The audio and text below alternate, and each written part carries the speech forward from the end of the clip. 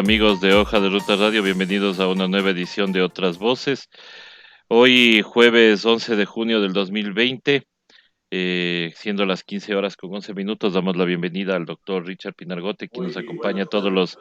todos los jueves aquí en nuestro medio de comunicación, en nuestro medio alternativo digital. Bienvenidos todos. Bueno, vamos a continuar con el tema porque sí es preocupante de que una vez que el 3 de junio hemos cambiado de color de semáforo, de acuerdo a la categorización que ha hecho el gobierno nacional y el COE nacional sobre la nueva normalidad, como les llaman ellos, de esta enfermedad, de esta pandemia, pues hay algunas preocupaciones que justamente vamos a comentar con el doctor Pinargote, a quien le damos la más cordial bienvenida. Doctor, muy buenas tardes. Hola, ¿qué tal, Armando? Muy buenas tardes y buenas tardes a todos los amigos de Hoja de Ruta. Y acá, como siempre, intentando dar un aporte desde el punto de vista médico, desde el punto de vista profesional, a todas las cosas que nos están sucediendo, entre ellas lo que usted ha comentado sobre estos cambios en la semaforización que se están dando en muchos lugares, porque recordemos que se dio la potestad por parte del gobierno de que pudiera manejarse a nivel local y provincial, cosa que me parece a mí debió de haber estado siempre sujeto al COE, pero bueno, sabemos cómo se van manejando las cosas en este gobierno desde hace mucho rato, ¿no? Claro, se dio la potestad a los municipios, las prefecturas, y ya vemos lo que ha pasado, pues obviamente ya nos hemos dado cuenta de esto de las compras de emergencia y todo lo demás.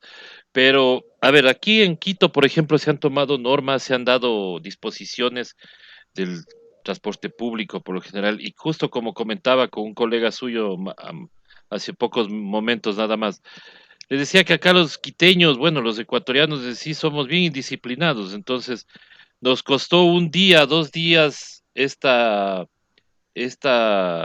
norma del distanciamiento físico en los buses y resulta que ahora ya están yendo pegaditos, dos en un mismo asiento, o sea, dos en el asiento como era antes, y no hay el tal distanciamiento físico y esto obviamente está preocupando porque ya estamos viendo una ola de nuevos contagios que podrían llevarnos nuevamente a esa cuarentena o a este semáforo rojo, como le están llamando ahora.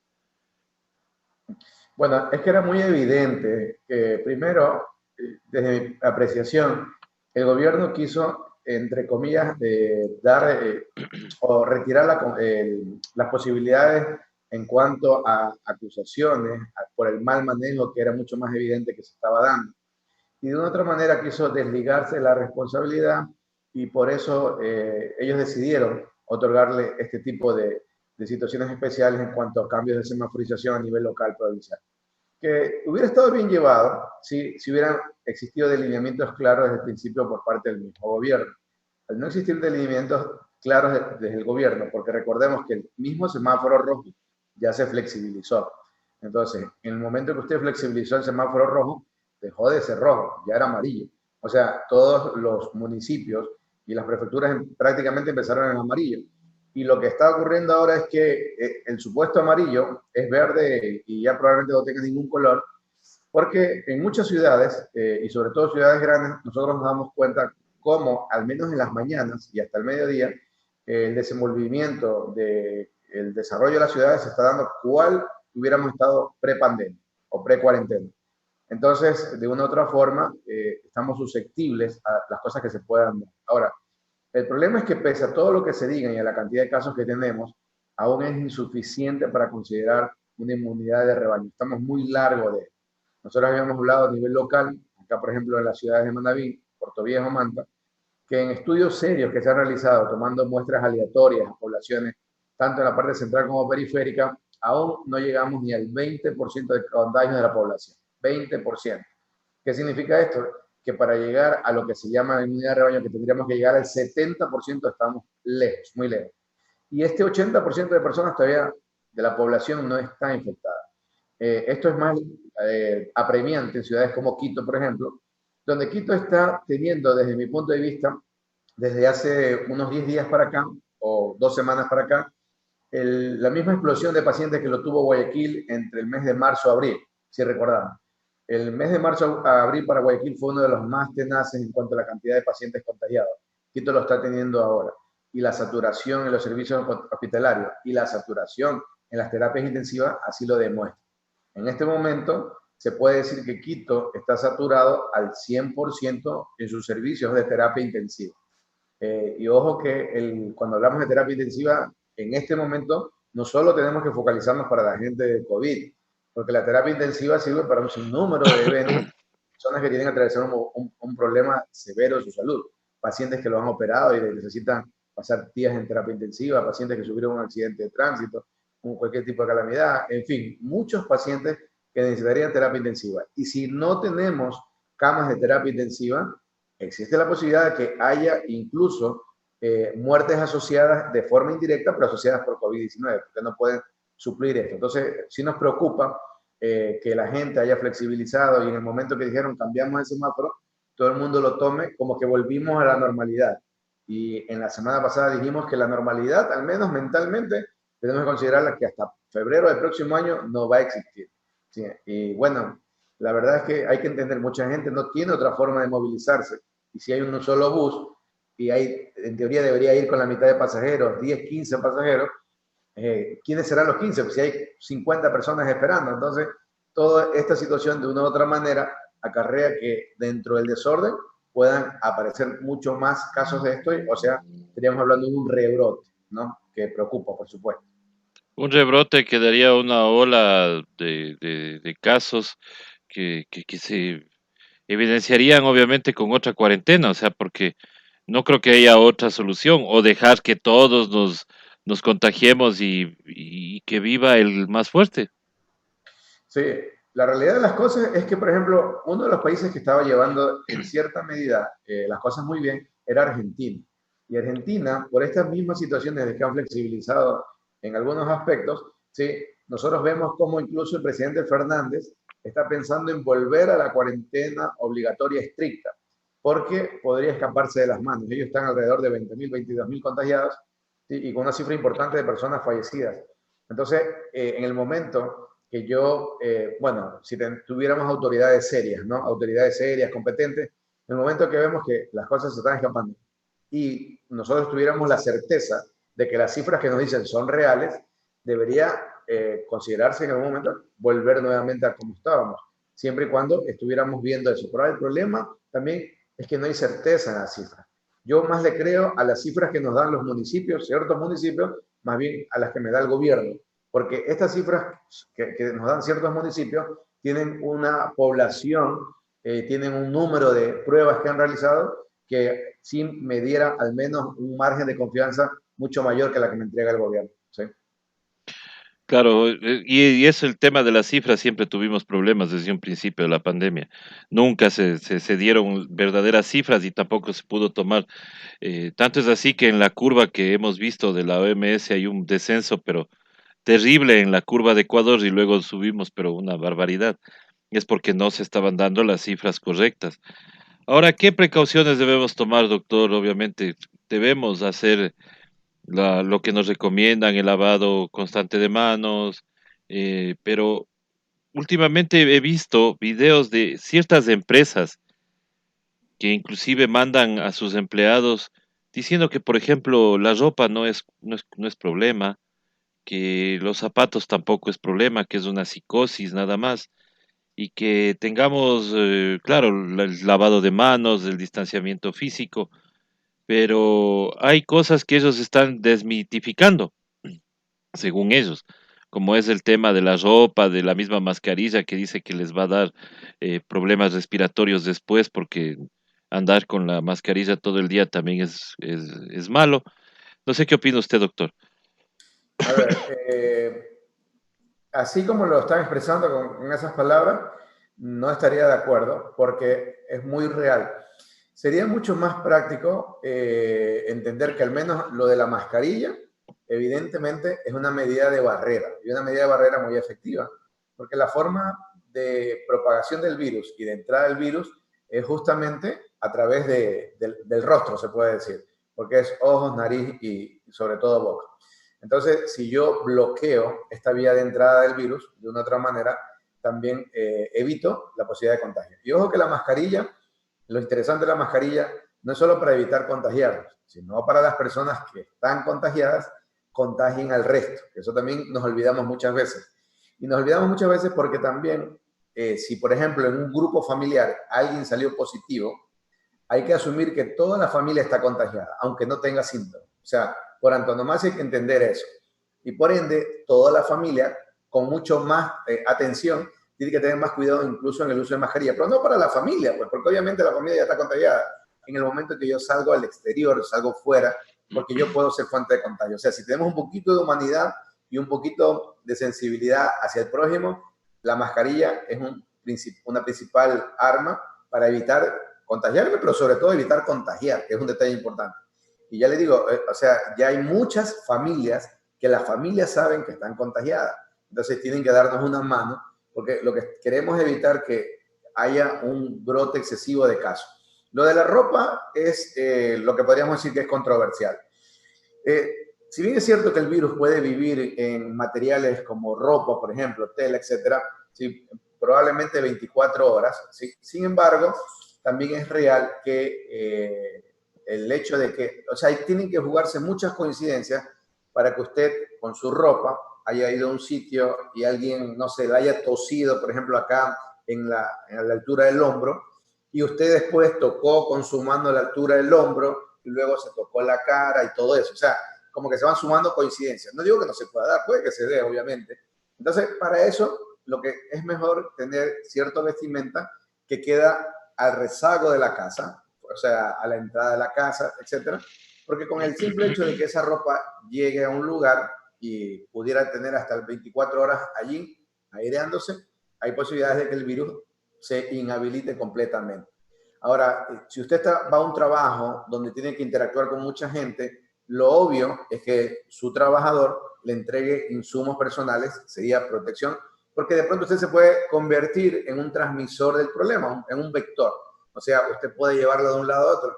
Entonces, esta ropa, que de paso también protege su ropa, porque se la puede poner encima o se puede cambiar, hace que esta ropa sea exclusividad para su trabajo. Entonces, yo más bien considero que es muy positivo que se invierta en eso. Digo, si yo soy empresario, por ejemplo, y tengo, no sé, a 100 trabajadores, yo quisiera que mis trabajadores, por cuestión de producción, estén siempre sanos.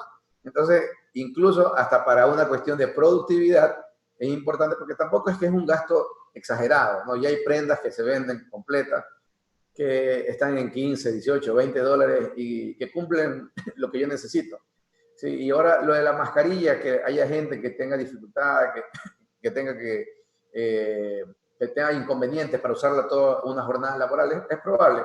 Pero la que necesitamos, al menos que se utilice, es la mascarilla quirúrgica, es una simple, y esa que es tan semipermeable, la verdad es que no puedo entender mucho que mucha gente pueda sufrir o tener problemas para usarlo algunas horas, porque la verdad esta es bastante semipermeable. Ahora, de las más gruesas, de la N95, KN95, etcétera, probablemente sí, pero hay que ver también nuevamente las personas que están trabajando, en qué horario trabajan, bajo qué circunstancias, todo eso, hasta para saber el uso de los equipos de protección personal que se debe de tener. Entonces, eso es un análisis que se debe realizar independiente en cada trabajo, en cada empresa, y obviamente se deberá tomar en relación a ello. Ahora, las pautas, creo que ahorita las están poniendo los municipios, pero las pautas generales debió haber estado marcadas por el mismo gobierno. Entonces, ahí cuando yo vuelvo y digo, estamos viviendo con una incompetencia constante. Porque si a usted le delimitan todo el campo de juego y le dice hasta dónde tiene que jugar, sabe que si se va por allá, ya es una falta. Pero en el momento que le han delimitado todo, usted se adecua a eso. Pero si nadie le dice nada, ahí sí es como cuando cambiamos el semáforo, que todo el mundo cree que volvimos a lo de antes y cada quien quiere hacer lo de uno. Ese es el detalle. Ya es el detalle, y ahora inclusive hasta están solicitando el tema de los espectáculos públicos, ¿no? O sea, ya sabemos que el fútbol, bueno, va a regresar sin públicos, dicen, pero ¿cuánto nos durará eso? Igual nos duró lo del transporte, un día. Claro, pero mira, lo del fútbol sin público a mí me parece una buena idea. O sea, está bien que se desarrolle fútbol sin público, pero como dice usted, ¿hasta cuándo será sin público? Claro, Nos tienen 2 o 3 fechas sin público y de ahí dirán, no, solo vamos a habilitar tribuna. Y claro. será el pretexto para seguir y seguir. y después dirán aquí vamos a hacer distanciamiento físico también, y después todo el mundo está ahí, porque lastimosamente esa es la disciplina que tenemos los ecuatorianos y que no, eso no ha cambiado para nada, porque eso seguimos igual. Ay, justo ayer tenía yo el comentario de una persona que fue a hacer cola para hacer trámite en una institución pública y estaba señalado el lugar para el distanciamiento físico, pero cada vez que ellos querían caminar, no caminaban, pues se quedaban ahí y era porque adelante habían estado guardando puesto como cualquier cosa, ¿no? O sea, Mm. eso digo, o sea, las cosas no cambian acá y al final todo el mundo se mezcla y todo lo demás. Yo sí estoy preocupado, doctor, porque yo creo que le tomamos muy a la ligera el tema del cambio. Yo entiendo que la economía es vital para los países. Igual entiendo que muchas personas quieran ya trabajar porque también los bancos que no han sido topados para nada en esta pandemia, pues están empezando ya a cobrar sus deudas. Entonces, claro, la desesperación es salir a trabajar y tener algo de dinero tanto para la comida como para pagar estas obligaciones. Pero lo que a mí me da miedo es en una segunda oleada cómo vamos a actuar, o sea, porque teniendo estas autoridades que tenemos, ¿cómo podríamos actuar o qué se vendría con una nueva oleada? Mire, la realidad de las cosas es que una segunda oleada dejaría mucha gente afectada y probablemente un margen de personas fallecidas muy importante a mala hora. Lo que yo sí creo nuevamente, ya lo hablamos la semana pasada y me ratifico ahora por lo que todo lo que se ve, es que el gobierno y los medios de comunicación tradicionales que están adheridos, chupando como sanguijuelas dinero y todas estas pautas que reciben del gobierno, están en la misma sintonía en cuanto a qué informarnos y qué no informarnos. Entonces han bajado completamente la intensidad de noticias que tienen que ver con COVID-19 y aunque hubiera una segunda oleada, es probable que la mayoría no sepamos que estamos viviendo la segunda oleada y apenas las personas que estamos relacionadas con salud, las personas que trabajan en los centros hospitalarios, nos daríamos cuenta de lo que está ocurriendo. Porque para mí están mimetizando todo, están ocultando de otra manera todo, y aunque existiera esa segunda oleada, que probablemente pudiéramos incluso estar empezando aquella, ¿sí? Lo más probable es que el gran común de la gente no lo sepa. Entonces, aquí sí es importante tener presente que dentro de lo posible, cada familia sí tiene que intentar cuidarse, porque estamos viendo que el gobierno no hace absolutamente nada para cuidarnos ni para ayudarnos, porque vemos las situaciones económicas, algún tipo de medidas que pueda compensar sobre todo a la clase media y a los más vulnerables, y no vemos absolutamente nada. Entonces, esperar que el gobierno se preocupe de cada nosotros, yo lo veo muy difícil.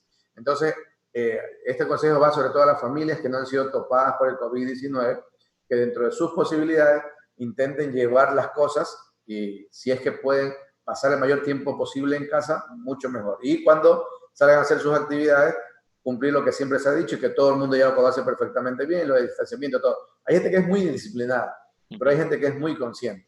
Entonces hay que apelar a esas posibilidades de que todos podemos entrar a la actitud consciente para evitar la mayor cantidad de contagios. De que se van a dar, se van a dar.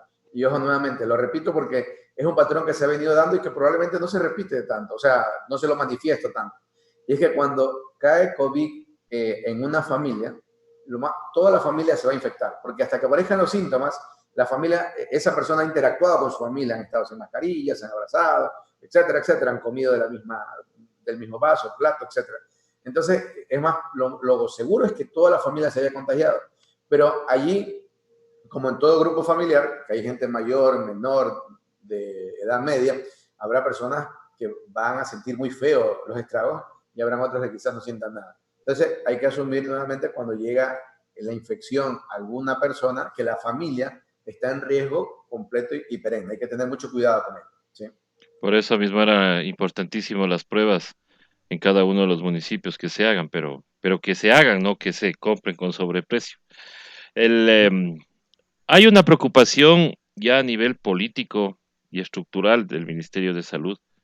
Estamos escuchando que las direcciones distritales de todo el Ministerio de Salud pues pasan a ser oficinas técnicas y todos los trámites vendrán acá a Quito. En plena pandemia están desarticulando el Ministerio de Salud. ¿Qué opinión le merece, doctor? ¿Y yo qué puedo opinar de eso? Pues es un absurdo y son las tonteras que yo no sé si lo hacen para todavía demostrar que se puede ser más incapaz o no sé qué se piensa. Primero que sabemos perfectamente que mientras más posibilidades haya de que trámites y demás cosas se realicen a nivel cantonal, provincial, es un alivio para los usuarios de ese lado, de los que viven allí. Incluso en ciudades grandes como Quito y Guayaquil, porque seamos honestos, antes del 2007 muy probablemente este país era 100% bicentralista, o sea, todo era Quito o Guayaquil. Y de una otra forma, las subsecretarías, los distritos provinciales o regionales que incluso había, ¿sí?, servían para que eso se fuera disminuyendo, minimizando. Ahora volverlo a hacer es volver al pasado. Realmente estamos volviendo al pasado. Es lamentable y creo que no se entiende eso, porque dejar solamente como una oficina técnica, encima de que obviamente van a despedir a mucha gente y que a la larga hacen los cambios de nombre solamente con la excusa para poder despedir gente, ¿sí? Y probablemente ahí el sector salud, que es el que van a tocar ahora, va a salir más afectado todavía. Cuando ellos prometieron, juraron, rejuraron, confirmaron que el sector salud no le iban a hacer nada, que los superhéroes, que los héroes de acá, dice, ¿cómo? Pues bueno, esos que eran superhéroes hasta antes de ayer, ya hoy día no significa absolutamente nada y lo más probable es que al modificar esto de las oficinas vaya a haber mucho más despido. Para mí, lo único que están haciendo acá es seguir los delineamientos del Fondo Monetario Internacional, y ni tanto el Fondo Monetario Internacional, sino los delineamientos que ellos mismos quisieran que el fondo les pidiera y están adelantando la tarea y están buscando ese pretexto. Va a ser un desastre y yo les puedo incluso hasta comentar que en esta pandemia se contrató personal de salud y a muchos de ellos el contrato que les llegó, escuche bien, el contrato que les llegó fue del 28 de abril contratado hasta el 30 de junio, del 28 de abril hasta el 30 de junio. O sea, los contrataron por 2 meses, 2 días. Entonces, lo que dijo el gobierno, que iban a contratar personal todo, es para contratar los 2 meses, 2 días. Supuestamente habrán algunos que queden contratados un tiempo más, pero es un absurdo, fue una mentira y para mí fue los peores de los bulos que pudo haberse inventado este gobierno, porque contratar 2 meses, 2 días fue como para justificar, aquí tenemos más personal de salud. Claro, tienen más personal de salud por 2 meses, 2 días. De ahí en adelante, olvídese de eso. O sea, son los delineamientos clarísimos, no hay que ser tan experto en economía para saber por dónde apunta todo esto, ¿no? Claro, y ahí para justificarse solamente el hecho de que si atendimos con gente en la pandemia, pero ahora ya toca otra vez flaquearle al Estado obeso, como ellos suelen decirle. Doctor, sobre medicinas que se hayan experimentado en estos últimos días, bueno, esta semana que hemos conversado, pero se ha hablado mucho del tema en Rusia, se ha hablado de una vacuna experimental en Israel, otra en la misma Rusia también, que ellos dicen que a partir de, justamente a partir de hoy, iban a empezar a probar, 11 de junio. ¿Qué se sabe de todo esto y qué mismo pasa con la hidroxicloroquina? Que ahora hay un debate, pero ya está superándole al debate que había del dióxido de cloro, inclusive. Sí, efectivamente, lo de la hidroxicloroquina, hay un debate muy intenso, en serio. Con la hidroxicloroquina hemos pasado de considerarla héroe, villano, héroe, villano, y hemos estado manejándonos en las dos orillas. Lo real es que la hidroxicloroquina nuevamente, dentro del contexto del tratamiento de la enfermedad en ciertas personas, sí, sí puede estar considerado. Ahora, nuevamente, tenemos que entender al COVID-19 como una enfermedad, y las nuevas publicaciones así lo dicen, una enfermedad que podría ser multisistémica, o sea, que no solo afecta a un órgano, sino que afecta una buena cantidad de órganos. Pero la respuesta sí va a ser muy diferente de persona a persona. Usted búsquele cualquier pretexto, llámele genética, llámele condiciones propias, sí, llámele un sinnúmero de cuestiones. Pero hemos visto que incluso entre hermanos, yo agarro 5 hermanos, en alguno de ellos se comporta de forma benigna y en otro se comporta muy, pero muy mal. Entonces, todo eso hace que cada momento nosotros tomemos el COVID-19 como una enfermedad especial y una enfermedad de mucho cuidado. porque incluso cuando uno se confía con ciertos pacientes, allí automáticamente el paciente podría aparentar estar bien y de repente comienza a caer y se nos agrava tremendamente. Con la hidroxicloroquina sucedió aquello, ¿no? Primero, bueno, lo que pasa es que tuvo un padrino, se puede decir que tenía sus intereses, que fue Trump. Entonces Trump dijo, ya está la cura para todo esto, se llama hidroxicloroquina. Y claro, el tipo tiene intereses en laboratorios que producen hidroxicloroquina, entonces mataba dos pájaros en un solo tiro. O sea, vendía su producto mediante las triangulaciones de los laboratorios que ellos tenían y de paso daba tranquilidad a su pueblo. Entonces, el uso y abuso de la hidroxicloroquina, yo voy a poner a un símil que fue como cuando se descubrieron los rayos X. Cuando se descubrieron los rayos X, como veían que no se olía, no sentían de nada, todo el mundo comenzó a usarlo y a usarlo, y después vimos las consecuencias. Con la hidroxicloroquina comenzó a pasar lo mismo, porque había gente que no necesitaba tomar hidroxicloroquina y les daba, y comenzó a tener problemas por las afectaciones a nivel de corazón, etc. Y en otros les iba bien. Ahora, vino una publicación de Lance que la habíamos mencionado con un grupo grande de pacientes y que aparentemente la hidroxicloroquina no modificaba absolutamente nada. Ese artículo tuvo mucho debate, fue muy refutado y de una u otra manera ese artículo se puede decir que lo bajaron y dijeron no, hay pacientes que la hidroxicloroquina es una muy buena alternativa. Ahora, lo que yo les puedo decir, la hidroxicloroquina funciona, sí funciona, pero no en todos los pacientes, solo en determinados pacientes. Entonces, no puedo decir que la hidroxicloroquina sea lo interesante o lo más agradable, porque no es el caso. Habrá gente que toma hidroxicloroquina, no le va a hacer bien para nada, pero habrá otros que el consumo de hidroxicloroquina junto a otros tipos de medicamentos definitivamente sí les va a ayudar. En Guayaquil hay casos publicados de personas que se ha visto una resolución en cuanto a sus imágenes de tomografía que tomaron hidroxicloroquina y que es muy evidente y muy claro lo que se muestra, ¿no? Pero ojo que vamos nuevamente al factor individual. Cada persona que se infecte de COVID-19 nos plantea retos diferentes. Por eso es importante no llegar a una segunda ola que nos colapse hospitales, porque entendamos que yo tengo que agarrar a una persona infectada y esta persona infectada tengo que verla como un universo. Entonces, yo lo puedo hacer si tengo una sola persona, pero si tengo 10.000 personas, ¿cómo puedo intentar ver 10.000 universos? Es complicado. Y ahí vienen los detalles, ¿no? De todo esto. Y la medicina en Rusia, ya para complementar lo que me había preguntado, sí, está en fase de experimentación. Hasta al menos ahora, con una poca cantidad de gente, ha demostrado ser muy efectiva.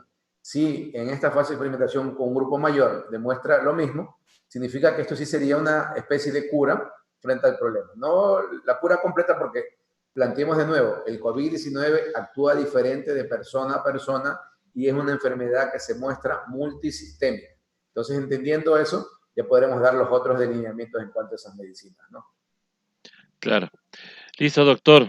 Bueno, estaremos pendientes de esta semana a ver qué más es lo que se presenta dentro de esta enfermedad que sí nos ha tenido prendiendo las alertas, pero al mismo tiempo también cambiando nuestras actitudes de vida y condiciones de vida.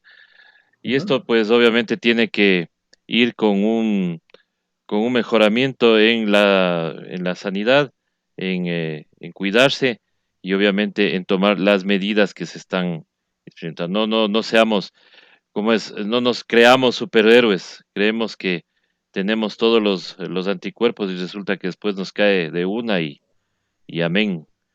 Entonces, Exactamente. hay que estar pendientes. Doctor, ¿dónde le pueden escuchar a usted para que le sigan en sus páginas? Muy bien. Bueno, nosotros hacemos transmisiones, pero ahorita yo soy docente universitario, yo soy catedrático de la ULEAN, de los chicos de medicina, y estamos haciendo los videos miércoles, viernes y domingo. En la página de Facebook de la Sociedad de Radiología y Diagnóstico por Imágenes de Manabí, transmitimos de 8 a 9 de la noche, normalmente miércoles, viernes y domingo. Y complementando lo que usted estaba, o al menos sumando de lo que usted mencionaba, de que esta pandemia al menos debería dejarnos como enseñanza intentar ser mejores siempre. O sea, y bueno, de todo lo negativo, intentar sacar cosas positivas. Lo ideal sería que el sistema de salud se vea fortificado, favorecido, se vea respaldado, pero aquí, al menos aquí en Ecuador y con este gobierno vemos que no ha pasado absolutamente nada, es todo lo contrario, lo han desmantelado, los casos de corrupción que ellos mismos demuestran a cada rato, nos dan a entender que de lo poco que había ya va quedando mucho menos, y esto hace que simplemente nos planteemos que en febrero del próximo año que nos toca elegir, sepamos elegir muy bien y gente que garantice educación y salud para todos y garantice que los bancos no sean los únicos beneficiarios hasta cuando ocurren pandemias, que al menos no salgamos tan afectados todos. Así que a cuidarnos, que nos toca ahora hacerlo esto, porque el organismo encargado de velar por nuestra salud brilla por su ausencia. Totalmente, doctor, totalmente y totalmente de acuerdo con sus últimas palabras. Doctor, muchísimas gracias. Nos estamos topando el próximo jueves. Nosotros le queremos agradecer y agradecer a todas las personas que se han unido. Hemos tenido una buena audiencia y queremos seguir creciendo justamente porque lo que queremos es educarle a el ciudadano ecuatoriano para que no esté solo en cuando las autoridades justamente hacen falta. Doctor, muchísimas gracias y hasta pronto. Chao. Con ustedes, muchísimas gracias. Ya viene Contracorriente al aire desde abajo y en la noche a las 20 horas y un poquito más, estaremos ya con el editorial Ciudadanía y Resistencia. Tenemos algunas perlas que tratar el día de hoy. Muchísimas gracias y hasta pronto.